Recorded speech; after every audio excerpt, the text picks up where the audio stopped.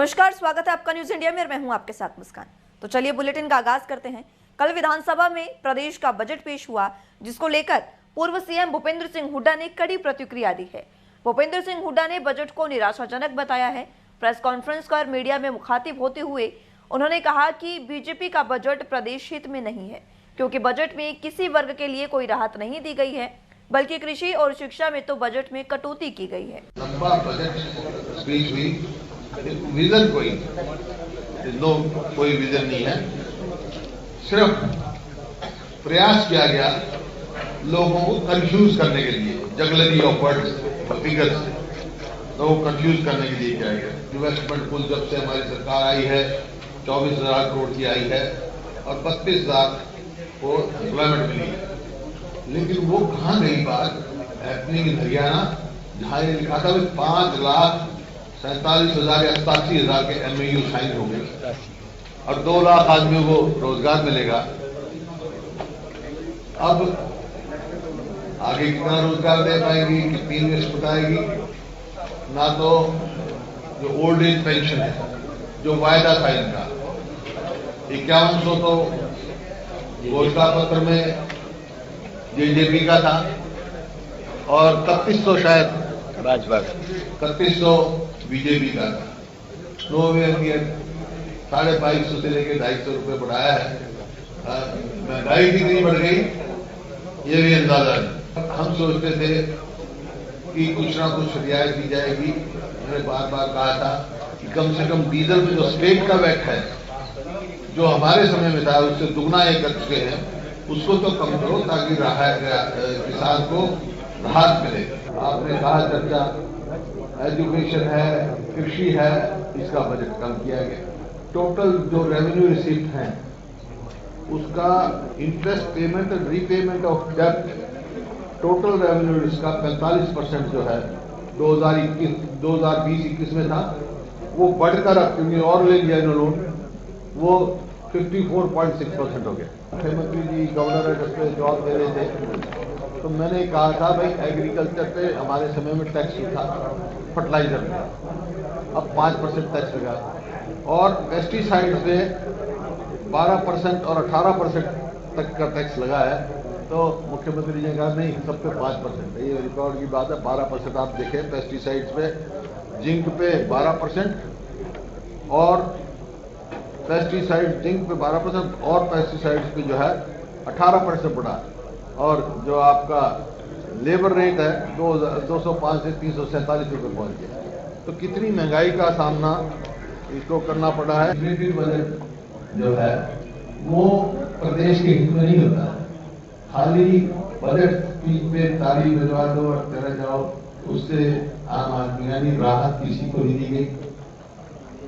किसान को, गरीब आदमी को, ना खिलाड़ियों के लिए कोई प्रावधान किया गया, ना बात जरूर कही, बात सबके लिए कही, लेकिन राहत किसी को नहीं। जो और जैसे पंजाब में बहुत सारे भारतीय किसान यूनियन के राष्ट्रीय अध्यक्ष ऋषिपाल अंबावता और उनके साथ प्रदेशाध्यक्ष अनिल नांदल विभिन्न टोल प्लाजा पर किसानों के बीच पहुंचे, जहां किसानों ने उनका फूल मालाओं से जोरदार स्वागत किया। होडल और आगला टोल प्लाजा से होते हुए आगरा के रिटोरी में आयोजित किसान महापंचायत में पहुंचे और वहां किसानों को संबोधित करते हुए ऋषिपाल अंबावता ने कहा कि सरकार किसानों के साथ अन्याय कर रही है और ये किसी भी सूरत में सहन नहीं किया जाएगा। उन्होंने कहा कि जब तक ये कृषि कानून वापस नहीं होंगे तब तक किसान पीछे हटने वाले नहीं हैं और किसान भाइयों को उन्होंने कहा कि आपकी जीत निश्चित है। आप ऐसे ही धरनों पर मजबूती से डटे रहिए, क्योंकि सब्र का फल हमेशा मीठा होता है। और इसके साथ साथ उन्होंने ये भी कहा कि देश के प्रधानमंत्री देश में एक देश एक विधान की बात तो करते हैं, लेकिन बुढ़ापा पेंशन हरियाणा, दिल्ली और उत्तर प्रदेश में बुजुर्गों को अलग अलग क्यों मिल रही है। देखो जी, आज हमारे को उत्तर प्रदेश में आगरा में ये हमारे किसानों की हमने यहाँ से ऐलान किया है, जब तक जो दिल्ली में हरियाणा में पेंशन मिल रही है ना, ये उत्तर प्रदेश सरकार 3,000 रुपये बुढ़ापा पेंशन नहीं करेगी ना, तब तक अब उत्तर प्रदेश में ये अपने कृषि कानून में साथ साथ ये भी मुहिम साथ ही साथ चलाएगी। और जब तक ये काले कानून सरकार वापस नहीं लेगी तब तक हमारी रेल यात्रा चालू रहेगी। खबर गुरुग्राम से है, जहां पर शुक्रवार को 4 लोगों पर आसमानी बिजली का कहर बरपा है। दरअसल मामला गुरुग्राम का है, जहां बारिश के दौरान पेड़ के नीचे खड़े 4 लोगों पर अचानक आसमानी बिजली गिर पड़ी। आसमानी बिजली गिरने से 4 लोग घायल हो गए हैं, जिसमें एक मजदूर की मौत हो गई है। यह मामला सेक्टर 82 वाटिका के सिग्नेचर विला का है, जहां शुक्रवार को हल्की बूंदाबांदी के दौरान वहां काम कर रहे मजदूर एक पेड़ के नीचे खड़े रहे थे कि तभी उन पर आसमानी बिजली गिर गई। यह घटना एक घर में बाहर लगे सीसीटीवी कैमरे में कैद हो गई है, जिसका वीडियो अब सोशल मीडिया पर जमकर वायरल हो रहा है। वायरल वीडियो में चारों माली एक साथ जमीन पर गिरते दिखाई दे रहे हैं। बहरहाल इस घटना के बाद उन्हें अस्पताल पहुंचा दिया गया है, जिसके बाद एक मजदूर ने दम तोड़ दिया है।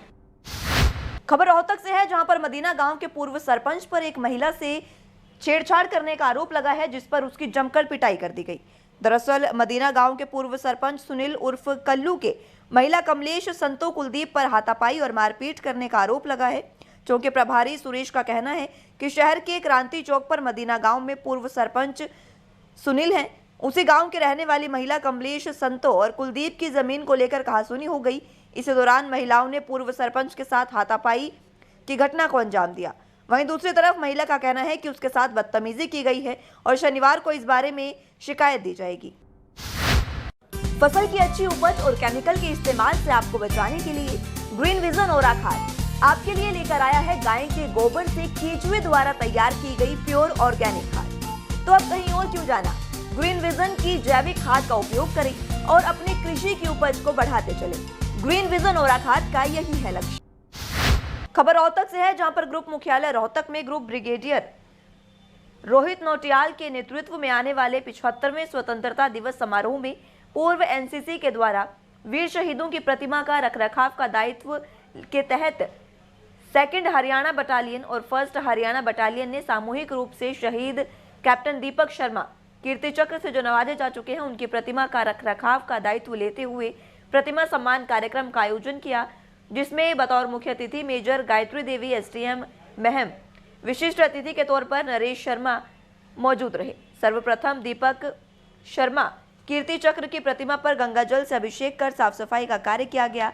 आज ही के दिन पूरे भारतवर्ष में डीजी एनसीसी के निर्देशानुसार 75 शहीदों की प्रतिमाओं का रखरखाव का दायित्व अपने अपने गृह जिलों में लिया गया है। कैप्टन दीपक शर्मा जी की ये भव्य प्रतिमा है और रोहतक ग्रुप हेडक्वार्टर के हमारे ब्रिगेडियर रोहित नौटियाल जी के नेतृत्व में और डीजी एनसीसी के निर्देशानुसार आज के ही दिन पूरे भारतवर्ष में 75 प्रतिमाओं, शहीद प्रतिमाओं को जो है आज एडॉप्ट किया जा रहा है। उसी श्रृंखला में, उसी कड़ी में आज हमने हमारे सभी अफसर साहिबान की पावन उपस्थिति के बीच कैप्टन शहीद दीपक शर्मा जी की प्रतिमा को एडॉप्ट किया है और सभी कैडेट्स ने, सभी अफसर साहिबान ने मिलकर इस कार्यक्रम को सुंदर रूप दिया है।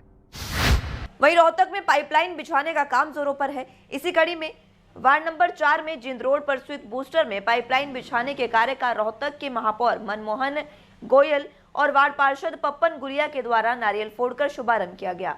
इस पाइपलाइन के बिछने से वार्ड नंबर 4 के अंतर्गत आने वाली सभी कॉलोनियों को पर्याप्त मात्रा में जल उपलब्ध हो सकेगा।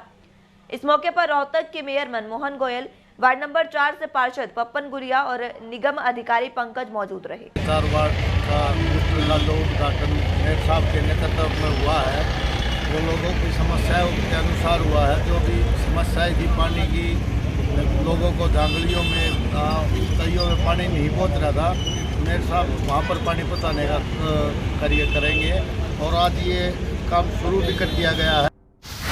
महाशिवरात्रि और गोकर्ण पीठाधीश्वर श्री श्री 1008 महामंडलेश्वर स्वामी कपिलपुरी जी महाराज के जन्मदिवस के मौके पर ब्रजसर अनुरागी पूर्णिमा जी द्वारा श्रीधाम वृंदावन बरसाना द्वारा डेरा श्री बाबा लक्ष्मणपुरी जी रोहतक में भजन संध्या का आयोजन किया गया। डेरा श्री बाबा लक्ष्मणपुरी रोहतक में भजन संध्या में ज्योत प्रचंड कर कार्यक्रम का शुभारंभ किया और गोकर्ण पीठाधीश्वर श्री श्री 1008 महामंडलेश्वर स्वामी कपिलपुरी जी महाराज ने बताया कि इस प्रोग्राम में रोहतक मेयर मनमोहन गोयल, प्रसिद्ध समाजसेवी राजेश जैन, एलपीएस बोसाड के एमडी, उन्हीं के साथ राजकमल सहगल और अन्य शहर के गणमान्य व्यक्ति मौजूद रहे और श्रद्धालुओं की भीड़ काफी रही। साथ ही श्रद्धालुओं ने ब्रजसर अनुरागी पूर्णिमा जी के भजनों का भरपूर रसपान किया और सभी श्रद्धालु उनके रसपान पर झूम उठे। जन्म दिवस के सब दिवस की बहुत बहुत शुभकामनाएं, बहुत बहुत बधाई। गोलोकवासी ब्रह्मदेव स्वामी लक्ष्मण जी महाराज जी की असीम कृपा अनुकंपा से गोपीठाधीश्वर श्री श्री एकराज स्वामी कबीर जी महाराज, श्री पंचदशनाम जूना अखाड़ा अंतर्राष्ट्रीय महासचिव श्रीमंत बाबा कवंत जी महाराज अपना भक्तों को आशीर्वाद देते हुए और हमारी बड़ी बहन वृंदावन धाम। फिलहाल के लिए इतना ही। आप जुड़े रहे न्यूज़ इंडिया के साथ। नमस्कार।